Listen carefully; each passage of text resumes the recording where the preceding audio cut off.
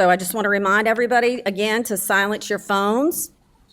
And we're going to start off with Mr. Barry Kelly. And Mr. Barry Kelly, I'm going to give you a little bit of information on Barry, just a little bit more because he deserves a little bit more than what I just said.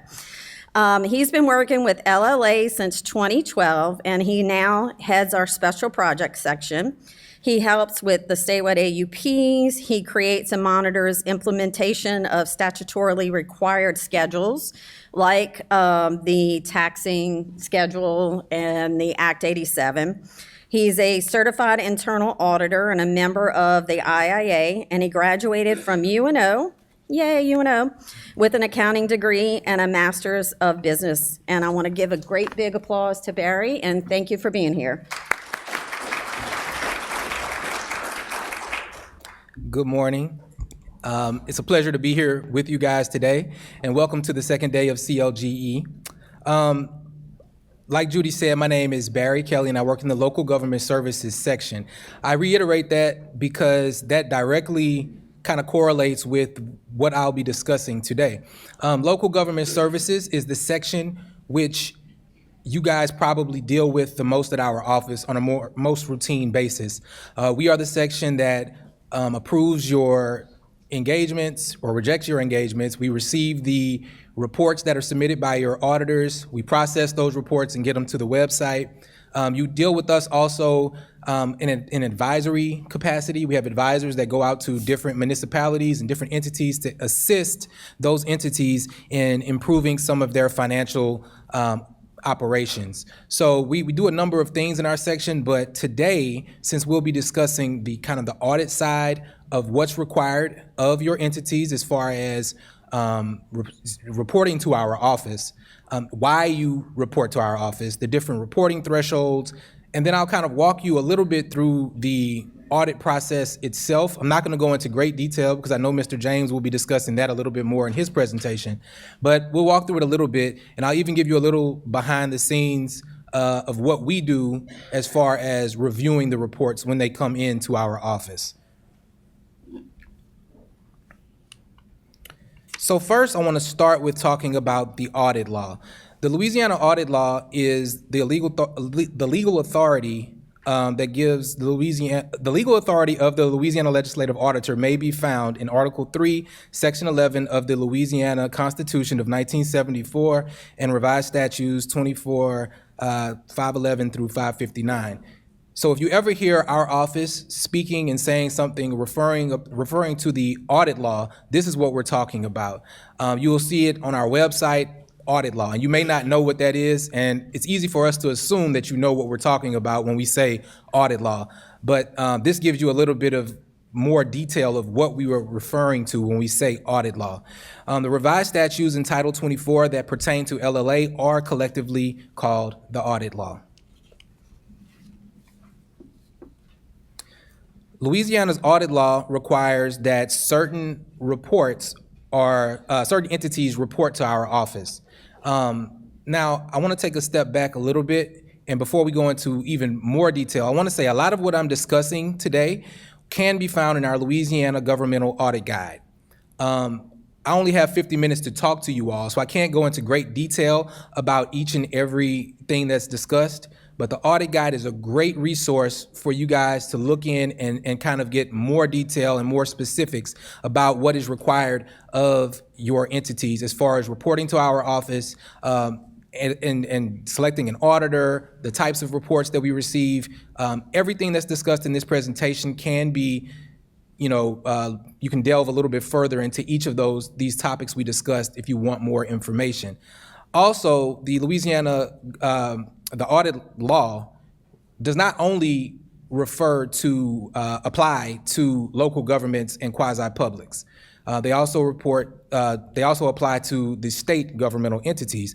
But because we're at CLGE and we're dealing with local governments, today this presentation will only focus on those local government entities. So, entities that are subject to the audit law include local governments and quasi-public organizations. Now, local governments are pretty easy to define. They're your school boards, your municipalities, your fire districts, etc. Quasi-public consists of two different types of entities. So you have nonprofits and for-profit entities that have been created specifically to assist governmental entities in providing services to the public. So like your council on agings are kind of an example of a quasi-public that's created specifically for that purpose. You also have nonprofit entities, which can be anything, right? They can be any type of organization that is set up, that is not specifically set up to assist governments, but they may receive grants from the state or grants from municipalities or flow-through grants, federal grants that come through the state that may help fund these organizations. If they receive those types of monies, they become subject to the audit law. These reports are important because they ensure accountability and transparency in the use of public funds. Now, I want to take a second and just talk about this. So everybody in this room either works most of us that are in this room, including myself and my coworkers, we're all public servants, right? We work for the public. Our wages come from tax dollars. We are entrusted by the public to make sure that everything we do is to the benefit of our constituents, of the taxpayers. No one likes to see wasteful spending in government, right? So it's important that everything we do takes into consideration that we are that we are doing everything that we're supposed to do to make sure that the dollars that we receive are spent efficiently and appropriately. And I will say, I know that when an auditor comes into your organizations, you're not thrilled. No one likes being audited. There is not a person on earth who likes being audited or looks forward to the auditor coming. You all have organizations that have specific missions, right? If you're a fire department, you want to put out fires and save lives. If you're a school board, you want to educate children. No one wants to be bothered with the auditor. But I want to tell you, it's very important that when that auditor comes, you do everything that you can to make sure that you assist that auditor in getting the work done, and so that he can do his job, because his job is very important. Users of these reports will look at this information to make sure that tax dollars are being spent appropriately and efficiently, and that the management is doing a good job managing everything. But I want to take and give you another perspective. All of us in this room are also taxpayers. And when it's not our entity being audited, if it's somebody else's entity, and we read about it in the paper that there's something funny going on, or if the police department doesn't show up when you call, or the fire department's not showing up when you need them, or the garbage is not picking up your trash when they're supposed to, or the roads are so bad that you're falling into potholes when you're driving, we all get upset about that as taxpayers. So whenever your auditor is coming in, just look at it from the perspective of the public, which you are a part of the public. All of us are a part of the public as well when it refers to other entities. And I just want you to keep that in mind, that it may be a little bit of an annoyance when the auditor comes, but it's important because the people outside of your organization want to know what's going on, just like we want to know what's going on at the organizations that we deal with on a day-to-day basis. So the audit law addresses, among other things, the reporting requirements, LLA's authority and responsibilities, and enforcement and consequences. Again, for more details, you can refer to our website at these two links in particular. The first link will link you directly to the Governmental Audit Guide. I will tell you that searching in the Governmental Audit Guide on the website can be a little bit difficult if you're looking for a particular thing, but there is a PDF version of the Audit Guide on that website at that very link, and you can download that, keep a copy of it on your computer, and you can access it a little bit easier. It's also easier to search within that PDF to find what you need. A little bit of a caveat, I'm not sure that when updates are made to the audit guide on the website that they will actually update in the PDF if you have it saved on your computer. So you would want to make sure that you are using the most recent version, or check pretty frequently to make sure that updates that you have the most up-to-date version. I also have a link here for the audit law FAQs that our legal staff put together, and that will give you even more detail about the audit law, and it can kind of explain to you in some easy language of what's required under the audit law. Along those same lines, there are a number of FAQs that I encourage you to look into if you have questions about things. Our legal staff has put together a number of resources that are very useful. that probably will answer the majority of your questions. They even have a section that is previously answered legal questions. So questions that they've received throughout the years, they'll answer them and they'll put them on the website, and that may help you all as well. So the types of reports, these are the 4 primary types of reports that are submitted to our office. As you'll see, each type of report has a reporting threshold. So audits are for entities that receive revenues of $500,000 or more. Review attestation reports are for entities that have revenues of $200,000 to $499,999. And the compilation report is for entities with revenues of $75,001 to $199,999. And sworn financial statements are for entities with revenues of $75,000 or less. Now, in this very descending order, if you get an audit, it's going to cost you more. Because the auditor is going to do more testing. There's more work that the auditor has to do, and they have to give it an opinion at the end of the day. So audits are going to be more expensive and time consuming because the auditor is doing more work. As you go down this list, it becomes less time consuming for the auditor. And when you get to sworn financial statements, the auditor, you don't even have an auditor. That's just filled out by the actual entity. For instance, our JPs or justices of the peace and constables, they do sworn financial statements, generally speaking, unless they have revenues that exceed $75,000. And then you have other smaller entities that also will do sworn financial statements, and they don't have to engage with an auditor. The rest of them, you have to engage with a CPA firm to get the work completed. And like I said, it will just depend on what your revenues are as to what type of report you will have, engagement you'll have performed and report you will have to submit to our office. Now, agreed upon procedures are another type of report that is submitted to our office. The most common one is the statewide agreed upon procedures. That's the one everyone loves so much and can't wait to look forward to every year, that I get to hear everyone's praises when they call me. That only applies to audits. So if you are statutorily required to have an audit, meaning you have revenues of $500,000 or more, you also have to do the statewide agreed upon procedures. Now, if you are an entity that has revenues that fall below $500,000 and you choose to do an audit, you do not have to do the statewide agreed upon procedures. There are like some big nonprofits that just have a branch in Louisiana or something like that who have to do who want an audit done, but their revenues in Louisiana may fall below the audit reporting threshold, and they get an audit done anyway. They're not going to be required to do the SAUPs. But if you're required to do an audit, then you are required to do the SAUPs. There are also the Department of Education Performance Measures AUP, which is going to apply to your school districts. You also have AUPs for the review attestation engagement. If you fall in that reporting threshold, you will also have a set of agreed upon procedures that your auditor will perform when he does that engagement. And then there's the Fiscal Administration 3-year Plan AUP, which I hope not very many of you ever have to have performed at your agency. Those AUPs are for entities that are released from fiscal administration. At that time, their fiscal administrator will put together a 3-year plan. And so for the next 3 years after they're released from fiscal administration, the auditor is required to perform these AUPs to ensure or to look at the progress the entity is making in complying with this 3-year plan.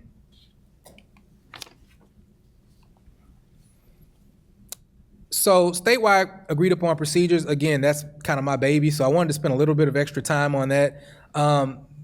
The statewide agreed upon procedures set a baseline expectation of additional work that local entities are required to have for an audit under the audit law. So if you have funds of $500,000 or greater. They aim to correct internal controls at local entities to reduce fraud, waste, and abuse risks. Now, I think I spoke with you all at the last CLGE and kind of told you guys about this 2-year cycle that we have implemented. I'm just going to touch on it very briefly here again. Agencies So let me just take a step back. So Mike Wagasback kind of gave us an assignment, me and Diane, an assignment to figure out a way to give those that are doing a good job preventing and correcting their exceptions in the SAUPs, give them kind of an incentive or the possibility of having reduced SAUP costs. So we went through a number of different scenarios to figure out what way we could do that, and we came up with this 2-year cycle. The 2-year cycle is gonna have the first year, all entities that are required to do audits will be required to do all of the SAUP procedures. But if you get that year 1 audit in by the statutory deadline, and get it turned into our office by the statutory deadline, you are able to have reduced testing in that second year.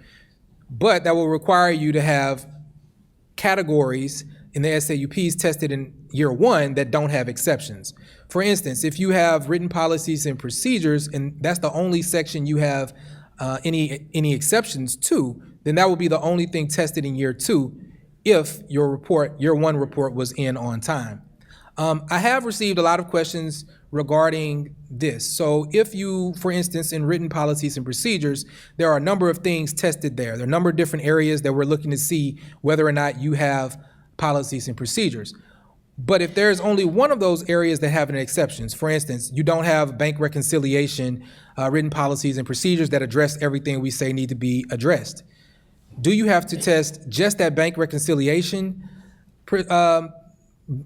part of that procedure, or do you have to do all of the different areas that fall under written policies and procedures? And the answer is, if you have one exception in any of those categories, the entire category has to be retested. So I just wanted to put that out there. But we're hoping that this gives entities that are fixing and correcting and preventing these exceptions, taking them seriously and getting those things solved. We're hoping that this gives, a little bit of reward to them, cost savings to them in that second year, because there is a potential, if there are no exceptions in year 1, that you don't have to do the SAUPs in year 2. Now we're going to talk about reporting deadlines. So audits, review attestation, and compilation reports are due within 6 months of an entity's fiscal year end. For example, if an agency has a June 30th, 2025 year end, then the reports are due by December 31st, 2025.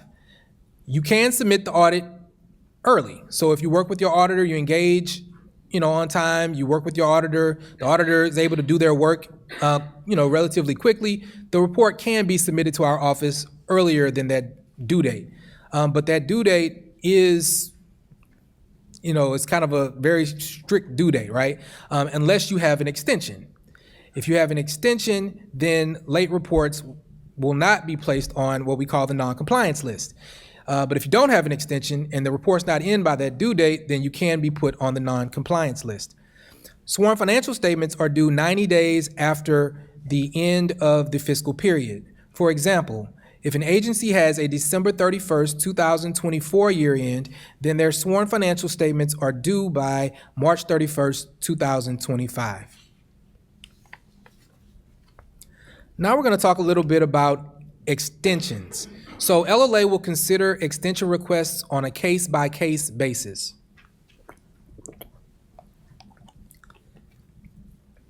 The extension requests, an extension should be kind of an exception, not the rule. We expect that the audits will be, the reports will be submitted on time. That is the expectation. But we do understand that there are instances that are out of your control that may cause an audit not to be, or a report not to be submitted to our office on time. So that's why we say we'll take it on a case-by-case basis. Extension requests should be made you can use the form that's on our website at the link that you see on the screen.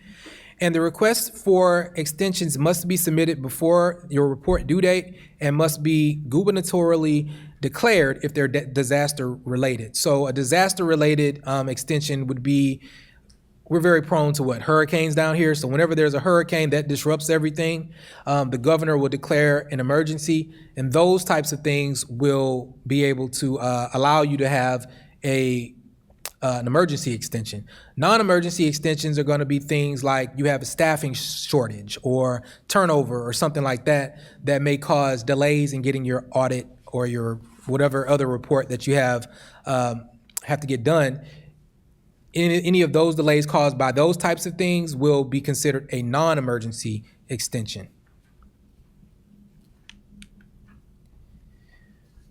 Again, so emergency extensions are gubernatorially declared disaster or emergency prevents the timely submission of the report.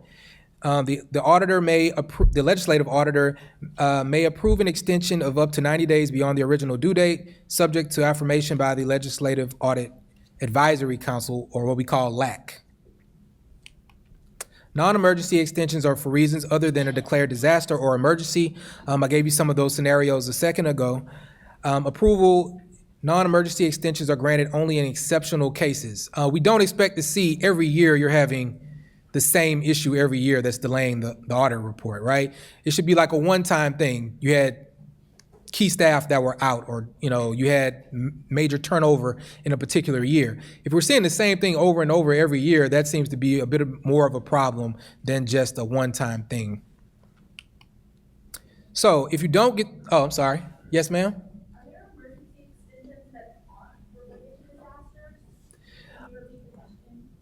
Yes. She asked if there are emergency extensions that are not related to disasters.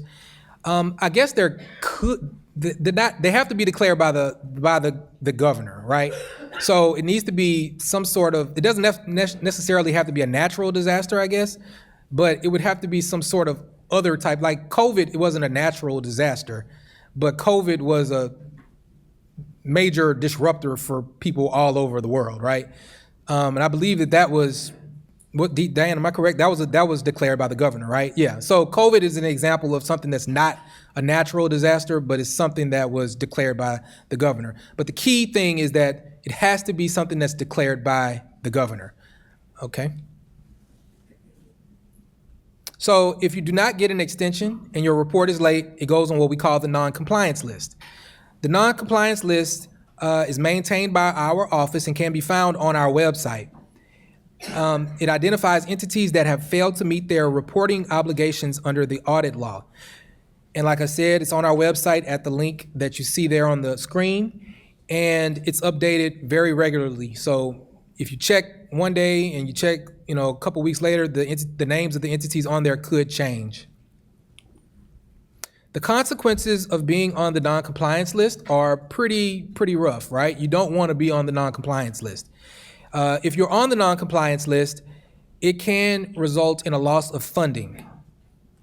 Prohibited from entities that are on the non-compliance list are prohibited from receiving funds directly or indirectly appropriated to the auditee through the General Appropriations Act, the Capital Outlay Act, or any other appropriation act, the Louisiana Department of Health Drinking Water Revolving Loan Fund, the Department of Environmental Quality Clean Water State Revolving Fund, the Office of Community Development Programs, including the Community Development Block Grants, or CDBG, local government assistance programs, disaster recovery grants, community water enrichment, and other improvements fund, and other similar programs. So it's very important to get it in. You do not want to have any kind of delay in receiving funding or any pause in that funding that you receive. I know that we all are dependent on that funding, and you want to make sure that you do everything in your power to make sure you receive that funding at a timely basis. Also, if you're on the non-compliance list, you may be prohibited from entering into any contract, including public contracts that utilize state funds, whether received through direct appropriation, transfer, or grant from another public entity, funding reliant on the full faith and credit of the state of Louisiana. So, look, it's very important to get those reports in on time. It's a very, very harsh penalty for not getting it in on time, and it's relatively easy to get it in on time or to request an extension if you see that there may be an issue that causes you to have a delay in getting it into our office by the due date. So pay attention to those due dates, work hard to get it in on time. If you see that there may be an issue, reach out to our office and request an extension in a timely manner so you do not end up on the NCL. So now I want to go through kind of the engagement process. Now this part we're going to talk about from the very beginning of the process, as far as you guys selecting an auditor to do the work, all the way through the review process that our office does before it's made a public document. So first I want to talk about selecting a CPA for the work. So we have an approved list of CPAs on our website, which you can find at this the link on the screen. And entities must engage with one of those CPAs, okay, to perform an audit, a review, or a compilation report. Again, for sworn financial statements, you don't have to worry about that because you don't have to have a CPA to perform that work. Agreed upon procedures also have to be performed by an entity, a CPA firm that is on this list. To be included on this list, CPAs must meet specific qualifications and be approved by LLA. So if you were looking for a new auditor, or if you're an entity that's a first-time entity reporting to our office, this is where you would go to try to select your auditor. You will take a number of things into consideration when you're selecting your auditor. It could be geographical, cost, the type of report you have to have performed. You may know of other similar entities to yours that have auditors that are familiar with your industry, that perform, that specialize in your entity's type of audit. These are the types of things you'll take into consideration when you're trying to select your auditor. But you will need to go to this list in order to find an approved CPA. Now, the engagement process. This is the fun part, right? This is when the auditor comes out to your office and you're excited and you're thrilled that they're there, and you're ready to have some fun. So, well, no, this is not that part. I'm sorry. That's the next part. This is the right before that. You have to sign the agreement, right? So you're going to sign the engagement agreement, which is going to outline the scope and the cost of services. The audit law authorizes the LLA to prescribe the terms and conditions of engagements and to approve them prior to commencement of the engagement. So once you have signed the engagement agreement with your CPA, that will be submitted to our office, and there are a number of things that our office is going to look at once it's submitted to make sure everything is done appropriately, and that engagement will either be rejected or approved. Once it's approved, your auditor is able to begin the work at your agency. The LLA approves the engagements through a web-based portal on our website called the Local Government Reporting System, or sometimes we'll call it the CPA portal. You can take a look at the landing page for that portal if you ever chose to do so. It's on our website. You would click on the link and it would bring you to the landing page. There's a lot of information on that page. You would not be able to log into the portal because that is only for the CPAs, but you could see there's due dates and different type of information that is on that landing page if you ever just got curious and wanted to check it out. Auditees are considered to be engaged timely if an approved engagement agreement has been filed with the LLA within 60 days of the close of the fiscal year. That means if you have a 12/31 year end, you need to have that submitted within 60 days of that year end. You need to have that engagement agreement submitted to our office. If so, you will be considered to have submitted engaged in a timely manner. The Governmental Audit Guide requires that specific provisions be included in the underlying engagement agreement that is signed by the auditee and the CPA firm. LLA approves engagement agreements at its discretion and may not approve or may hold engagement agreements for a number of reasons which are listed in the Governmental Audit Guide. Again, there are things that I'm discussing today that there are go into a lot greater detail if you go to our website and look at that Governmental Audit Guide. You want to make sure that you're following what's required of you in the Governmental Audit Guide to make sure that these engagements are approved quickly, that are in a timely manner, and that your reports, when they come into our office, also are able to be approved and reviewed and approved and made a public document. So, like I said, look at that, become familiar with it so there's no holes in your understanding of what's required of you as the agency. It will also help your auditor when they come out to do the work, when you're familiar with these things and they don't have to explain it to you because you're familiar with what's expected of you, and then you can work together to get it done quickly. So now we get to the fun part when your CPA comes out, right? So before commencement of the audit, you're going to get a list of records and from your auditor, and they're going to say, these are the things that we need. And this is when you get to start digging and kind of gathering all of the documents that your auditor needs, and you will put them together in an organized fashion so that when they come out, you don't have to dig through drawers or, disrupt everyone's day trying to find these documents. It's better to have it prepared so when the auditor comes out, you can hand it directly to them and you can go and do your other work that you have to do. If you don't understand that something that is requested of you by your auditor on that list, reach out to them, get clarification so that you can understand exactly what it is that they want. It's better to do that before they come out there, because once they're there and they have to just sit there waiting on you to provide the document because you didn't understand something that they had requested, that just causes the audit to take longer, right? So if you don't understand it, once you get this list, go ahead and make those, request clarification from your auditor. Along those same lines, we do have on our website something called a sample, oh man, what is it? It's the sample list. Diane, what is it called? The sample provided by client list. There we go. The sample provided by client list. Now, this is not going to substitute the list that's provided by your auditor, but we have it on there just to kind of give you an idea of the type of things that the auditor will look for when they come out. So you can have these things prepared on day one once your auditor starts performing the work. And that can be found in the best practices section of our website. So once you have to keep in mind too, that once your auditor comes out, there may be additional documentation that they request. The documents they request before the engagement begins is just a preliminary list, right? So once they start working, they may realize they need some additional documentation. So you need to be prepared to provide them with that documentation. So along those same lines, it's important that you designate someone at your office to be the contact person for the audit. This is the person that the auditors will go to when they need additional documentation. If they need to speak with other individuals at your agency, this is the person they can arrange that through. That way, everyone else can kind of go along and do their work while the auditor is there without very much disruption. But this one person will be the person that is at the for lack of a better term, the beck and call of the auditor when they need additional documentation or they need answers to questions. Yes, ma'am.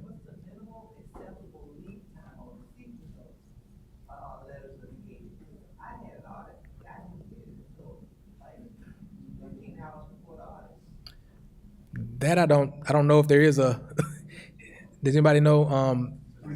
Oh, I'm sorry. Is there a minimal amount of lead time for receiving the engagement agreement from your auditor before the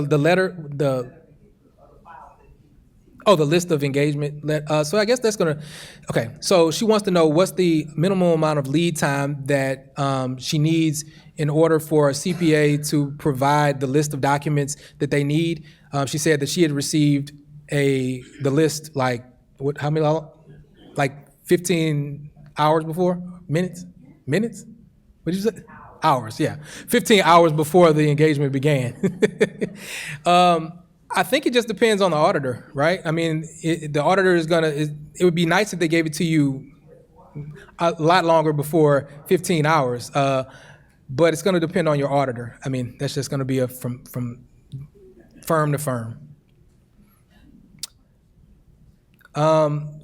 So it's important that you respond to CPA requests, respond to the findings, put together your corrective action plan in a timely manner. If the auditor has to wait on you, it takes them longer to get it done. It could cost you more money.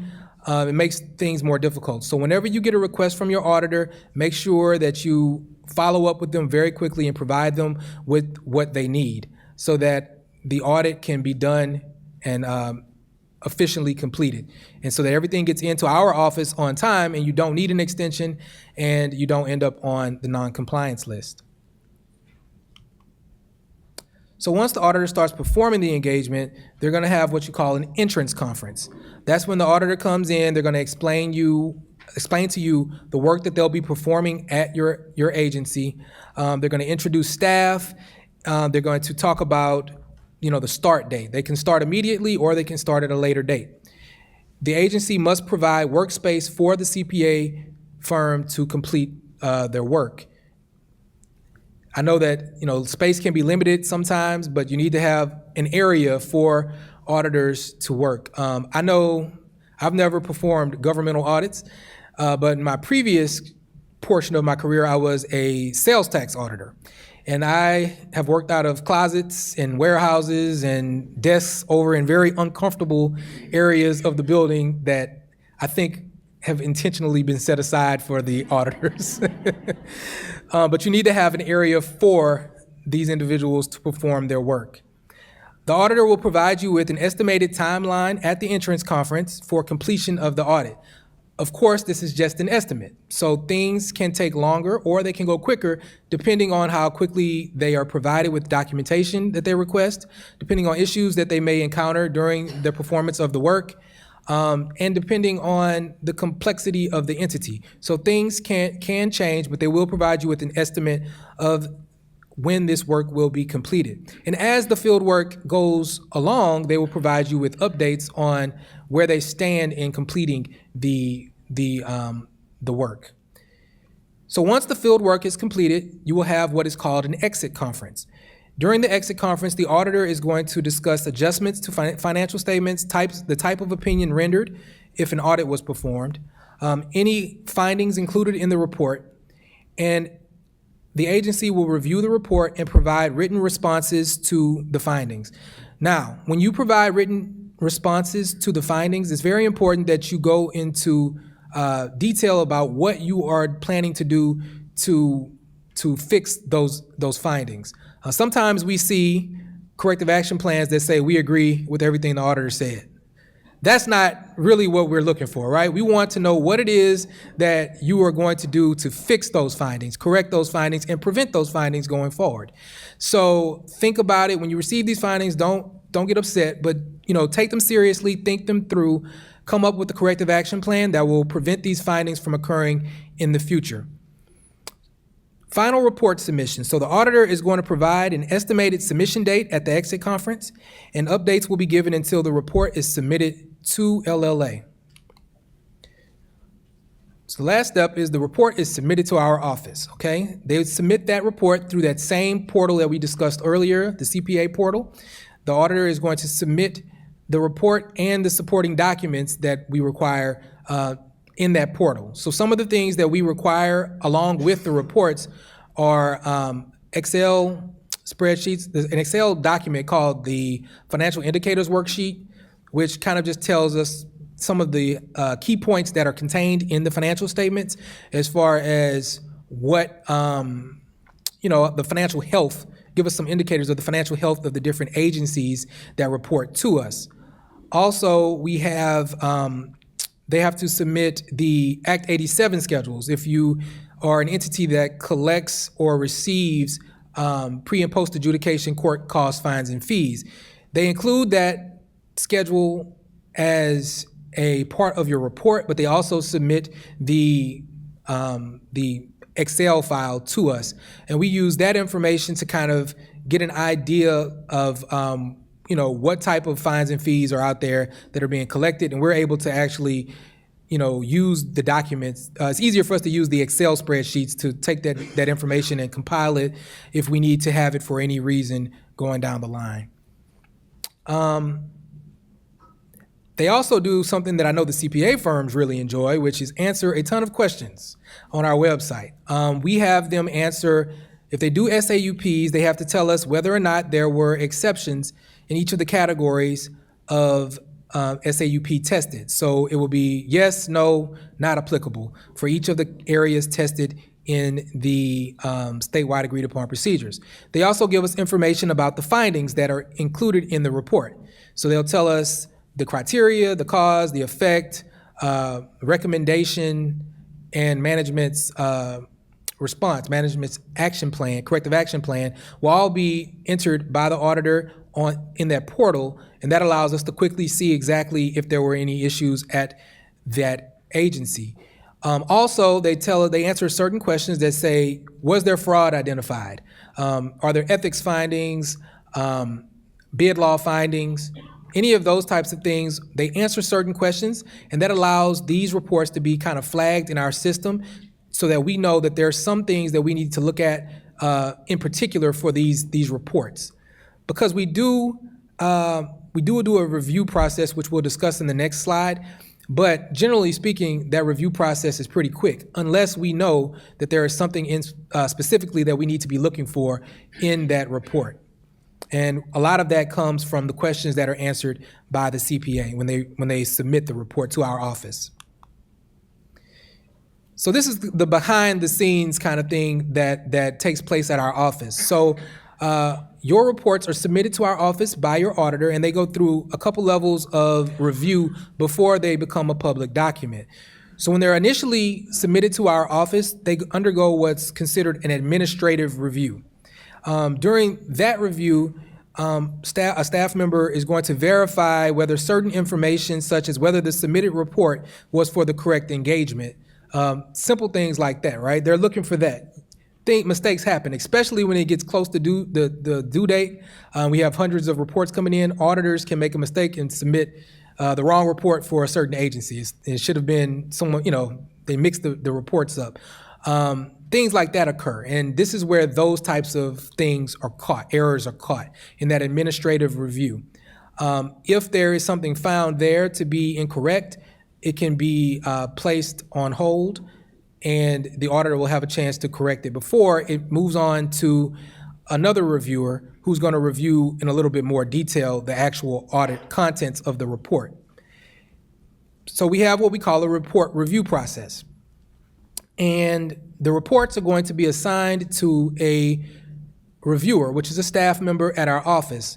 There are a number of reviewers, and during that process, most reports are going to be reviewed in an expeditious manner, meaning we are going to go through their report and look at key areas to identify if there is anything that really stands out as being incorrect.